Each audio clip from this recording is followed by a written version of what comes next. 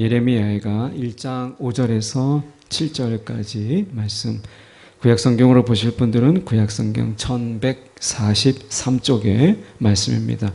5절로 7절까지 말씀 제가 봉독해 올립니다. 그의 대적들이 머리가 되고 그의 원수들이 형통함은 그의 죄가 많음으로 여호와께서 그를 곤고하게 하셨습니다. 어린 자녀들이 대적에게 사로잡혔도다. 딸 시온의 모든 영광이 떠나가며 그의 지도자들은 꼴을 찾지 못한 사슴들처럼 뒤쫓는 자 앞에서 힘없이 달아났도다. 예루살렘이 환난과 유리하는 고통을 당하는 날에 옛날의 모든 즐거움을 기억하였으며 그의 백성이 대적의 손에 넘어졌으나 그를 돕는 자가 없었고 대적들은 그의 멸망을 비웃는도다. 아멘. 오늘 이 말씀 가지고 하나님의 영광이 떠난 자리에 남겨진 것들이라는 제목으로 함께 말씀을 나누기를 원합니다. 학생들이 이제 학교를 다닐 때 만든 노트가 있어요. 어떻게 보면 1등급 받는 학생들이 하나같이 그들의 비결이 오답 노트예요. 내가 한번 틀린 것은 다시 틀리지 않기 위해서 오답 노트를 만들어요. 그래서 그 비슷한 유형으로 문제가 나왔을 때 틀리지 않게 하기 위해서. 공부라는 것은 사실은 보면 내가 틀린 것을 다시 틀리지 않기 위해서 틀리는 것을 줄여가는 것, 이게 공부잖아요. 신앙도 마찬가지예요. 우리가 신앙이라고 하는 것, 새로운 것이 아니라 내가 실패하고 넘어지고 그리고 어떻게 보면 그 속에서 어떻게 보면 우리 가운데 굴러버렸던, 어떻게 보면 그 속에서 땅으로 다시 낭떠러지로 굴러버렸던 이런 부분들 속에서 다시 낭떠러지로 떨어지지 않고 내가 자빠지지 않고 실패하지 않기 위해서 신앙의 오답 노트가 필요한 거예요. 신앙의 오답 노트. 이 신앙의 오답 노트가 오늘 예레미야 애가예요. 이 예레미야 애가는 우리가 왜 저 바벨론에 의해서 이 유다가 무너지게 되었는가 라고 하는 것을 잊지 말자라고 하는 거예요. 이 예레미야 애가는 주전 586년에 남유다가 바벨론에 의해서 무너져요. 그래서 이 멸망의 날에 예레미야 애가를 1장부터 끝장까지 전체를 낭독합니다. 이스라엘이. 우리가 다시 이 멸망의 날을 반복하지 말자. 오답 노트잖아요. 지금도 이스라엘에 경건한 유대인들, 기독교인이 아니고 구약만 인정하고 신약을 인정하지 않는 그런 경건한 유대인들은 통곡의 벽에서 이 예레미야 애가를 전체를 낭독해요.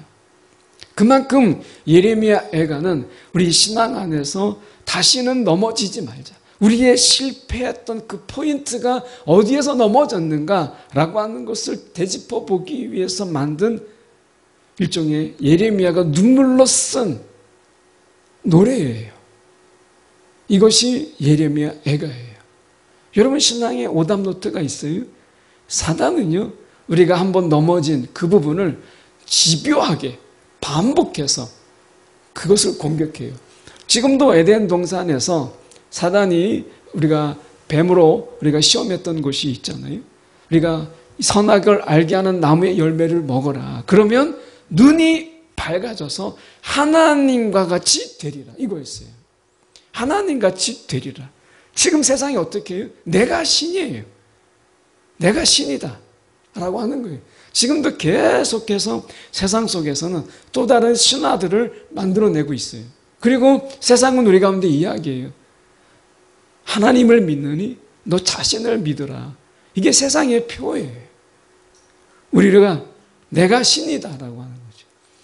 오늘 이스라엘이 이 예레미야를 통해서 왜 그들이 신앙의 이 넘어짐을 다시 복귀하고 다시 되새김하는가? 굉장히 쓰라리고 아픈데 자기의 실패를 되돌아본다라고 하는 것, 역사의 속에서 역사의 실패를 되돌아본다라고 하는 것이 우리 가운데 그게 왜 필요하죠? 역사가 반복되니까.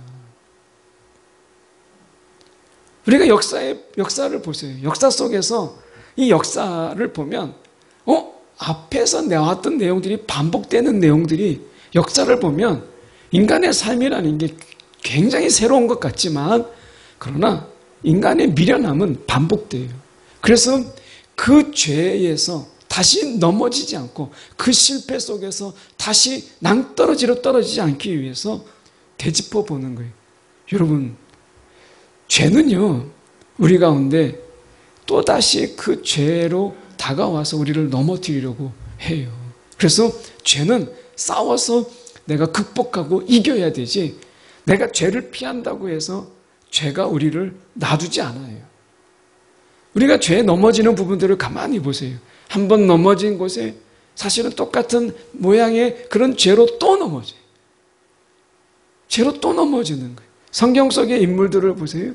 그 죄로 인해서 또다시 그가 그 넘어짐을 반복하는 것을 보게 돼요.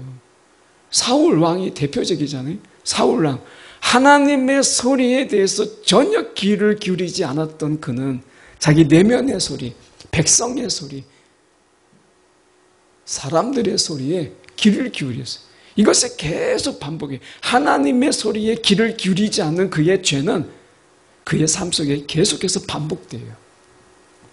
오늘 예레미야 이 애가를 통해서 우리의 신앙의 오답노트, 나의 약한 부분이 어디인가, 내가 신앙 안에서 가장 약한 부분이 어디인가 라는 것을 아는 것이 중요한 거예요. 이것을 내가 하나님의 능력으로, 성령의 도우심으로 내가 이것을 메꿔 나가는 것, 이것이 신앙의 성장인 거예요. 오늘 말씀 속에서도 보면 우리가 5절의 말씀에 보면 이렇게 말씀합니다. 그의 대적들이 머리가 되고, 이렇게 돼 있어요. 그의 대적들. 주전 586년에 남유다가 이제 바벨론에서 멸망을 당할 때 그들을 지배했던 것은 바벨론이었어요. 예. 여러분, 우리가 세상 속에서 내가 주인이 된다라고 세상은 이야기하지만 인류 역사상 인간이 단 한 번도 스스로 주인이 된 적은 없어요. 하나님의 다스림 안에 있거나 아니면 세상의 탐욕 속에서 세상의 다스림을 받거나 죄의 지배를 받지, 인간이 스스로가 어떤 주체적인 존재로서 스스로 자기를 지배했던 이런 적은 없었어요. 오늘도 말씀하는 거예요. 하나님의 다스림을, 하나님이 왕이시고 하나님의 다스림을 거부했던 그 남유다가 결국에는 하나님을 버리고 자기가 주인이 되려고 했지만 남유다는 결코 자기가 주인이 되지 못했어요. 결국 바벨론에 의해서 다스림을 받게 되었다라고 하는 거예요. 그의 대적들이 머리가 되고 그의 원수들이 형통함은 그의 죄가 많음으로, 바벨론의 형통, 바벨론이 들어와서 성전과 왕궁에 있는 모든 금은 부화를 다 가져갔고요. 유다에 있는 엘리트들 다 잡아갔어요. 대표적인 게 다니엘이잖아요. 그러니까 어떻게 보면 그들 속에 있는 엘리트들, 아니면 어떻게 보면 그들 속에 있는 많은 금은 부화를 다 가져갔어요. 유다의 죄로 인해서 바벨론은 부유해졌고 바벨론은 형통하게 됐어요. 우리가 악인의 형통을 여러분 부러워하지 마세요. 그 악인의 형통을 말하기 전에 우리의 죄를 먼저 보세요. 우리의 죄 때문에 악인이 형통하는 거예요. 이 바벨론이 유다의 죄로 인해서 그 원수들이 형통했다라고 말씀하잖아요. 여호와께서 그를 곤고하게 하셨습니다. 어린 자녀들이 대적에게 사로잡혀 갔어요. 아이들을 유괴됐을 때, 그 아이들을 잃어버렸을 때, 그 어떻게 보면 통안의 그 마음, 어떻게 보면 그 아이를 찾고자 하는 그 간절함 때문에 어떤 것도 하지 못하는데 아이들이 잡혀갔어요. 이런 비극이 지금 바벨론에 그들이 함락됐을 때, 무엇 때문에? 죄의 지배 아래 있을 때, 하나님을 철저하게 거부했을 때, 하나님이 그들을 거부하잖아요. 하나님을 거부하는 자들에게 하나님이 그를 거부하세요? 하나님을 거부한 그들의 삶의 모습을 보세요. 이 예레미야가 눈물로 그가 이야기하고 있는 거예요. 6절에 보면 딸 시온의 모든 영광이 떠나갔어요. 하나님을 거부한 그 땅에 하나님의 영광이 떠나갔어요. 여러분, 우리 가정에 하나님의 영광이 떠나가면 그 가정은 피폐해져요. 그 가정은 우리가 더 이상 기쁨이 사라져요. 이 하나님의 영광이 우리 가정에서 떠나는 날, 여러분 그건 비극입니다. 하나님의 영광이 우리의 심령에서 떠나는 그 순간 우리의 심령은 곤고해져요. 이 시온의, 이 딸 시온의 영광이, 이 모든 영광, 하나님의 영광이 떠나가니까 어떤 일이 벌어졌느냐. 그의 지도자들은 꼴을 찾지 못한 사슴들처럼 이렇게 돼 있어요. 지도자. 평상시에는 자기들이 지도자다라고 하면서 큰 소리 치고, 그리고 뭔가 좀 다스리려고 하는 가운데 자기들이 리더라고, 자기들이 인도자라고, 지도자라고 하지만 나중에 하나님의 영광이 그 가운데 떠나니까 가장 먼저 이 시온을 버리고 도망가는 그런 모습을 보잖아요. 역사 속에서 어떻게 해요? 지도자들이라고 하는 자들이 전쟁이 일어나면 제일 먼저 도망가요. 남아서 싸우는 것은 당시에 천대받고 학대받았던 그런 자들이 어떻게 해요? 낫을 들고 창을 들고 싸우잖아요. 오늘 보면 이 영광이 떠났을 때 모이지 않아요. 이 영광이, 하나님의 영광이 떠나게 되니까 그들 속에서 하나가 되지 못하는 거예요. 하나님의 영광이 시온의 구심점이었다는 거예요. 근데 그 영광이 떠나게 되면 가족은 해체돼요. 가족이 같이 있어도 다 각자예요. 하나님의 영광이 있을 때 가족은 하나로 화목이 되는 거죠. 영광이 없으면 가정도 교회도 개인도 여기서처럼 힘없이 다 달아나요. 어떤 힘도 가지지 못해요. 세상에 조금만 문제가 있어도 피하고 도망가고, 그리고 그들을 직면하기를 두려워해요. 하나님의 영광, 이것은 그 시온의 본래적인 힘이라고 말할 수 있는 거예요. 하나님을 거부하고 죄의 지배가 있고 바벨론의 지배가 있으니까 하나님의 영광이 떠나는 거예요.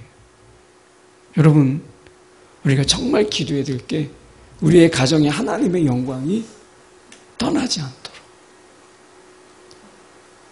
다윗이 밧세바를 통해서 죄를 지었을 때 그가 하나님의 이 정직한 영, 하나님의 영이 떠나지 않기를 그가 구하잖아요. 하나님의 임재, 하나님의 영광이 그 속에서 떠나지 않기를 그가 기도해요.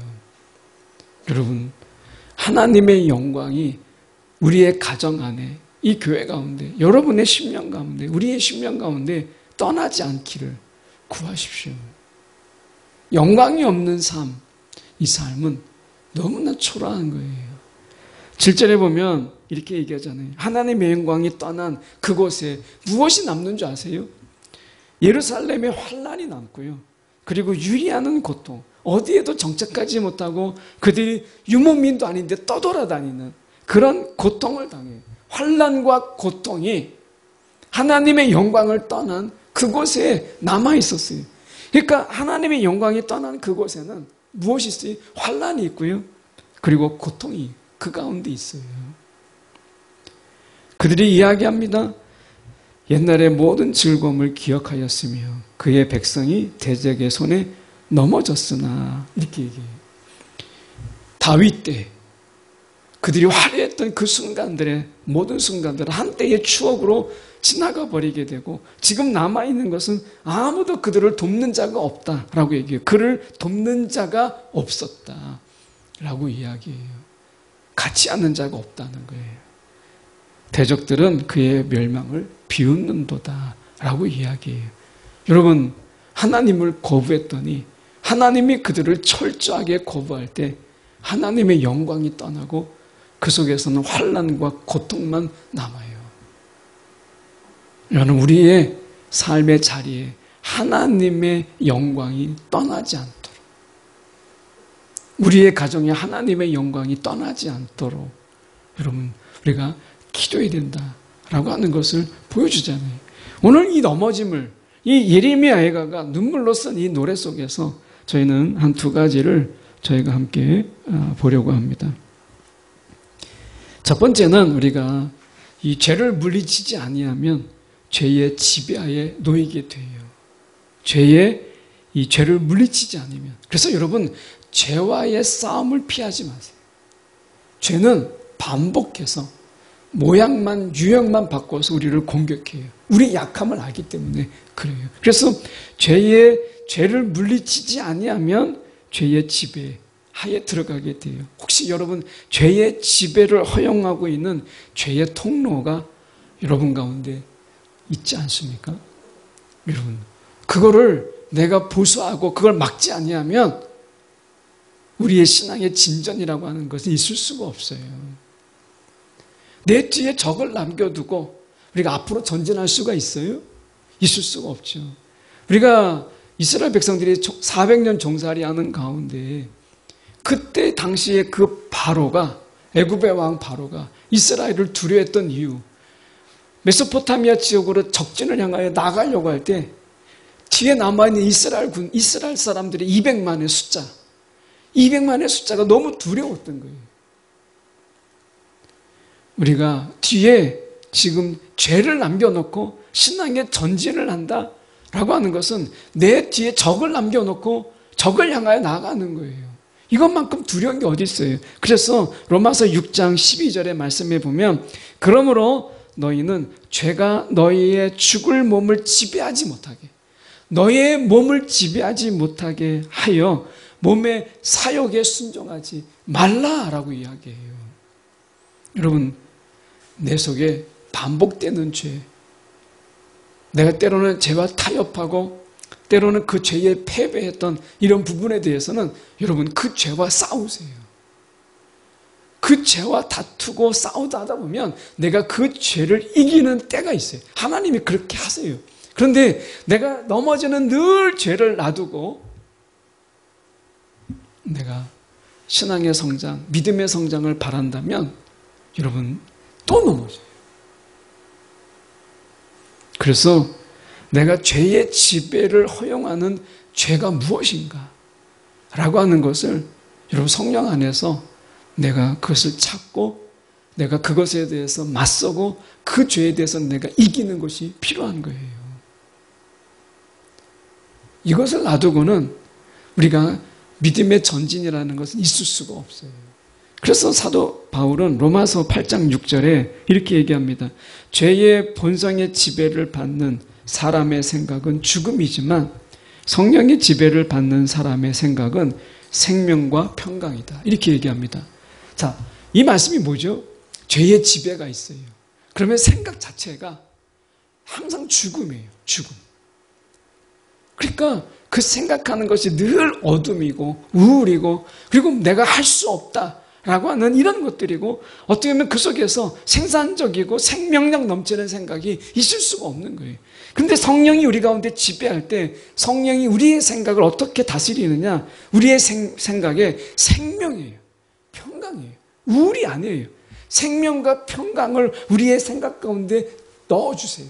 생각을 보면 내가 죄의 지배를 받고 있는지 성령의 지배를 받고 있는지 우리가 이걸 알 수 있어요. 여러분, 여러분의 생각 한 주 동안에 지난 한 주 동안 여러분이 가장 많이 생각했던 것들이 뭐예요? 죽음의 생각들. 늘 어떻게 보면 우울하고 어떻게 보면 우리 속에서 정말 하나님에 대한 예수님에 대한 그런 생각, 신앙적인 생각이 아니라 이 세상 속에서 우리가 가지는 그런 생각들 속에 우리가 묶여져 있는 이런 것들. 일주일 내내 살았지만 하나님에 대해서 단 한 번도 생각해 본 적이 없고 그분의 영광을 우리가 생각해 보지 않는 그런 삶. 결국엔 죽음이라고 하는 것은 우리가 영적인 죽음은 하나님과 떨어진 거예요. 우리의 생각 속에 하나님에 대한 생각이 전혀 없는 거예요. 이것은 죄의 지배예요. 죄의 지배 아래에 있으면 하나님을 생각하지 않아요. 예수를 생각하지 않아요. 성령을 바라보지 않습니다. 영적인 죽음이 뭐예요? 내가 하나님과 내가 끊어진 거예요. 내 생각이 끊어지고 내 관계가 끊어진 것을 우리는 죽음이라고 이야기해요. 이 죽음이 우리 가운데 있는 거예요. 오늘 말씀 속에서 우리가 8장 6절을 좀 더 보면 성령의 지배, 이 성령의 지배의 생각이 다른데 이것은 생명과 평강이라는 거예요. 생명과 평강. 우리의 생명의 근원이 어디예요? 하나님이에요. 우리의 생명의 변함없이 우리의 생명의 근원은 하나님이십니다. 하나님이 우리의 호흡을 막으시면 저와 여러분은 단순간에 5분도 안 돼서 우리의 생명은 끝나는 거예요. 하나님이 오늘 부르시면 생명이 끝나는 거잖아요. 생명의 이 성령의 생각은 하나님을 생각하고 예수를 생각하는 거예요. 그분이 십자가를 생각하는 거예요. 그분의 승리를 생각하는 거예요. 평강. 그분이 채우시는 그 완전함을 바라보는 거예요. 거룩을 바라보고 그분이 우리 가운데 채우시는, 나는 힘이 없고 능력 없지만 그분의 채우심을 바라보는 거예요. 그런데 생각을 보면 내가 죄의 지배 아래에 있는지 성령의 지배 아래에 있는지 이게 너무나 분명해요. 여러분 어떤 생각하면서 사셨어요? 내가 한 주 동안에 이 성령의 지배 속에서 있는 생각들이 없었다면 죄의 지배 아래에 있는 거예요.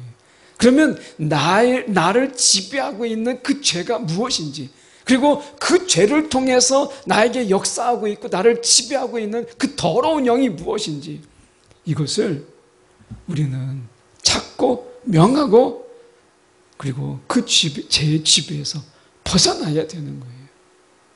이렇지 않으면 우리의 신앙은 시간은 가지만 계속해서 그 죄의 지배 아래서 하나님을 생각하지 못하고 하나님을 바라보지 못하고 살아가는 거예요. 여러분, 우리 이것은 심각한 문제잖아요. 왜냐하면 예레미야가 해서 우리의 실패의 지점을 정확하게 알아라. 그 넘어짐의 이유를 분명히 알라라고 이야기하는 거예요. 다시는 넘어지지 않도록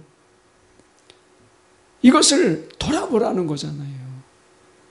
여러분, 우리가 죄의 지배 속에서 주는 생각과 성령의 지배 속에 주는 생각이 죽음과 생명이 완전히 달라요.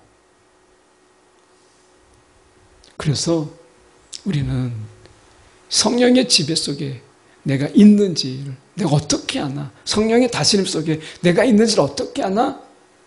생각을 보면 알 수 있다. 이렇게 말씀하는 거예요. 로마서 8장 9절의 말씀에 보면 이렇게 말씀합니다. 그러나 하나님의 영이 여러분 안에 계신다면, 성령이 우리 안에 계신다면 여러분은 죄의 본성의 지배를 받지 않고 성령의 지배를 받게 됩니다.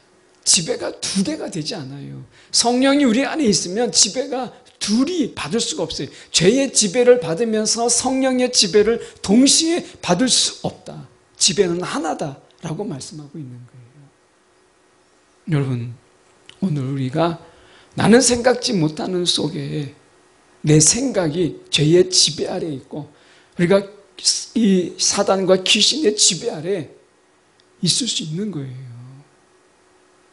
그만큼 죄가 우리 속에서 예민하게, 그리고 그 죄가 살며시 들어오는 거예요. 여러분, 오늘 우리가 성령의 지배에 있지 않다면, 내 속에 죄의 지배 속에 내가 있다라는 것을 알게 된다면 성령께 구하세요. 내 속에 들어온 죄가 무엇인지, 그 죄로 인해서 나를 지금 컨트롤하고 있는 그런 더러운 영이 무엇인지를 아셔야 내가 그들을 물리치고 싸워서 이기고 성령의 지배 아래 거하게 되는 거예요. 이것은 영혼의 문제예요.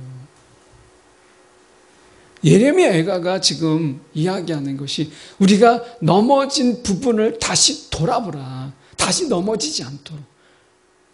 이게 중요한 거거든요.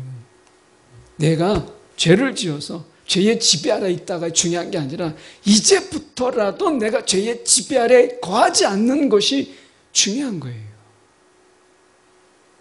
더러운 영에 내가 사로잡혀 살지 않는 것이 중요한 거예요. 우리의 생각을 보세요.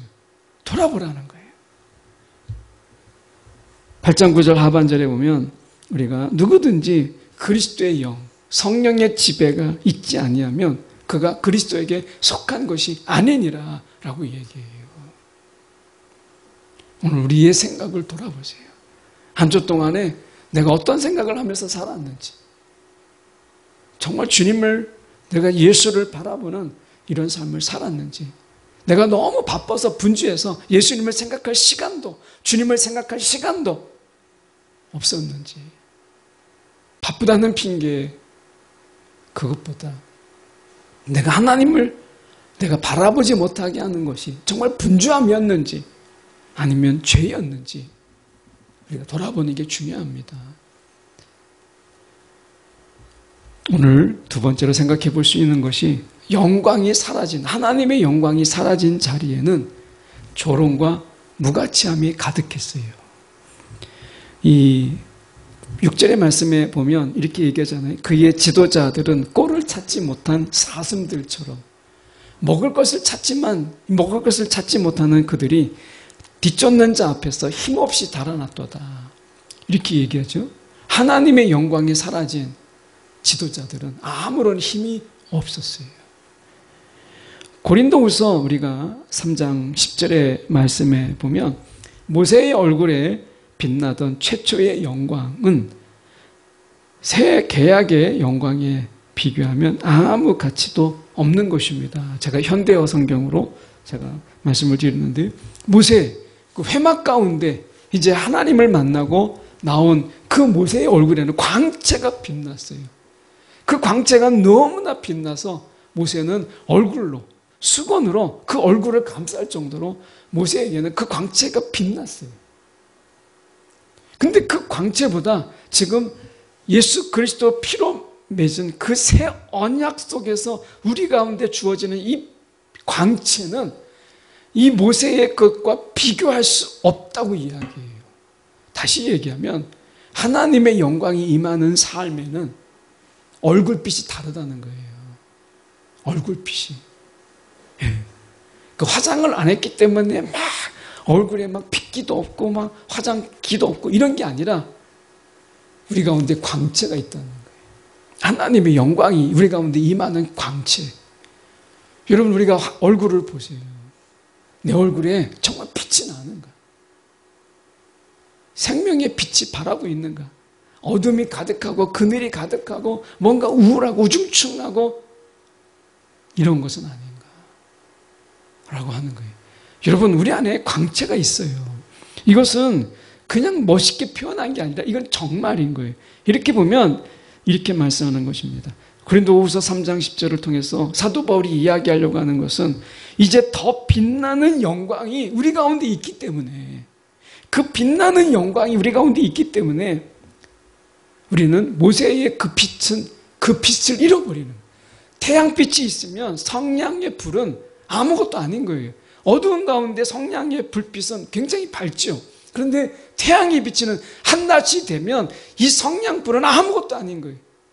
랜턴을 아무리 밝혀도 여러분 한낮에 그 태양이 쨍쨍 내리쬐는 곳에 랜턴은 아무런 의미가 없어요. 우리가 그런 거예요. 여러분 우리 가운데 세상을 밝히는 그 빛이 우리 얼굴에서부터 우리의 광채에서 드러난다는 거예요. 근데 하나님의 영광이 떠난 그 자리 가운데는 광채가 사라져요. 근데 반대로 얘기하면 하나님의 영광, 그 영광이 우리 가운데 임하잖아요. 그 광채가 다르다는 거예요. 여러분 정말 회개할 부분이었어요. 우리 가운데 거울을 봐도 광채가 없고 우리 가운데 얼굴을 바라봐도 어디에도 막 빛이 나지 않아요. 하나님의 영광이 혹시 나를 떠난 건 아닌가? 라고 하는 거예요. 주님의 영광을 구하세요. 회막 가운데 주님의 영광에 사로잡혔던 모세가 얼굴에 광채가 났어요. 누군가가 우리를 바라볼 때 얼굴에 광채가 없고 빛기가 없고 빛이 나지 않아요. 그런 점에서 요한복음 8장 54절에 이렇게 이야기합니다. 예수께서 대답하시되 내가 내게 영광을 돌리면 내가 스스로에게 영광을 돌리면 내 영광이 아무것도 아니다. 예수님께서도 이 땅에 오셔서 스스로 영광 받기 위해서 내가 스스로 영광을 받기 위해 사는 일들이 있다면 그건 진짜 아무것도 아니다. 영광은 스스로 가지는 명예 이게 아니다라는 거예요. 예수님이 말씀하신 이 영광은 이렇게 말씀하세요. 내게 영광을 돌리시는 이는 내 아버지시니라고 이야기해요. 내게 영광을 돌리시는 이는 아버지이시다. 이렇게 얘기합니다. 하나님이 주시는 영광이 진짜 영광이지. 예수님께서 이 땅에 오셔서 예수님 스스로도 내가 영광을 받기 위해서 하는 이 모든 것들도 아무것도 아니다. 그래서 사단의 시험을 받을 때 예수님께서는 뭐라고 말씀하세요? 이 높은 곳에서 뛰어내려라. 이 모든 걸 다 주겠다. 하나님이 예수님께서 그 영광 받지 않으시잖아요. 하나님이 주시는, 하나님으로부터 오는 영광, 이것만이 진짜라는 거예요. 세상 속에서 명예, 세상 속에서 이름 높아지는 건, 이 세상 속에서 이렇게 사람들이 우러러보는 거 당장 기분이 좋을 수 있지만 예수님이 말씀하십니다. 그것은 무가치한 것이다. 하나님이 주시는 영광, 이거를 말씀하시는 거예요. 예수님께서 말씀하시는 거예요.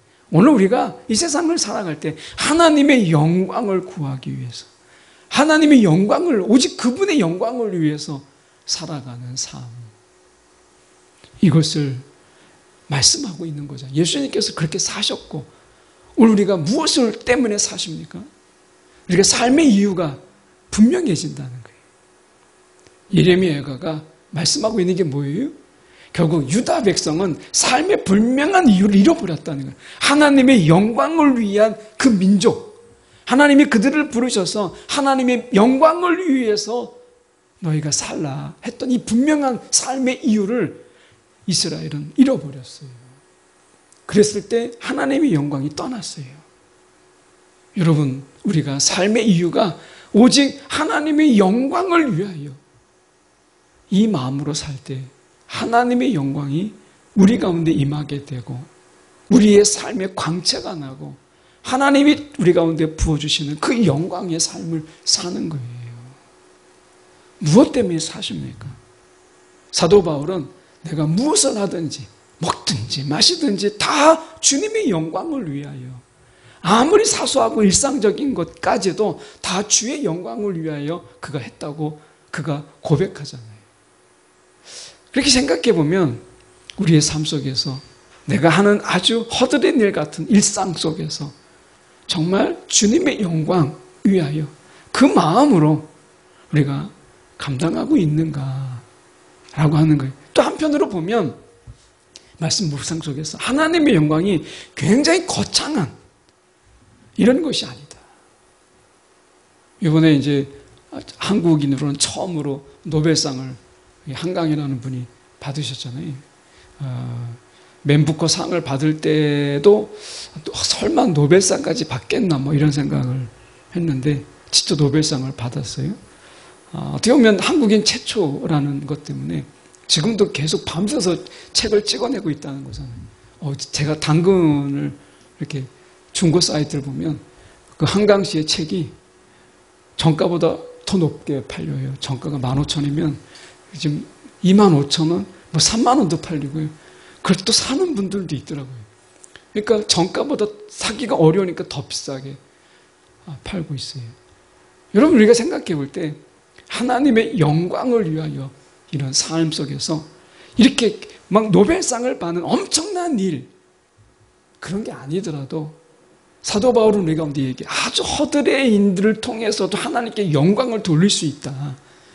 다르게 얘기하면 하나님께서 우리에게 이 허드렛 일 같은 아주 작은 일을 통해서도 하나님은 영광을 받으시는 분이라는 거예요. 이게 감사하지 않아요?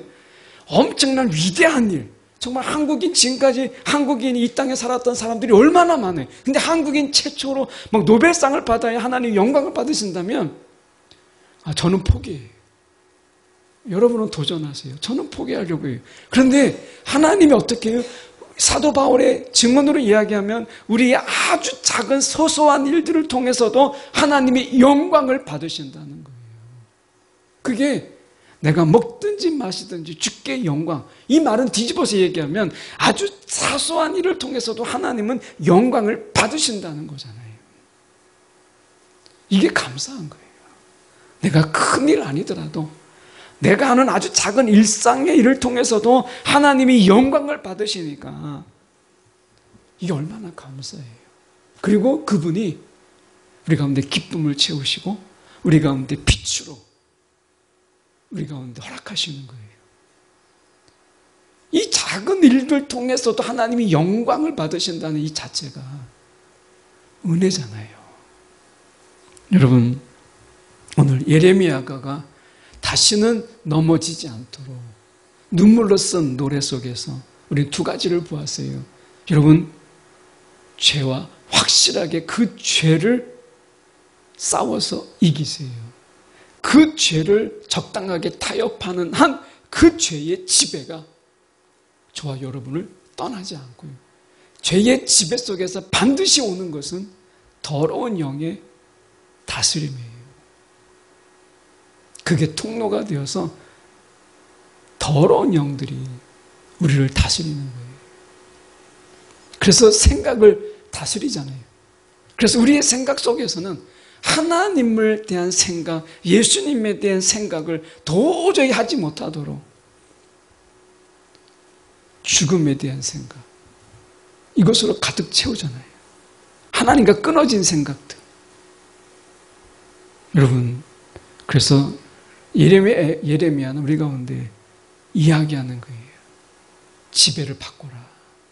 죄의 지배에서 벗어나서 성령의 지배로. 그리고 영광이에요. 영광.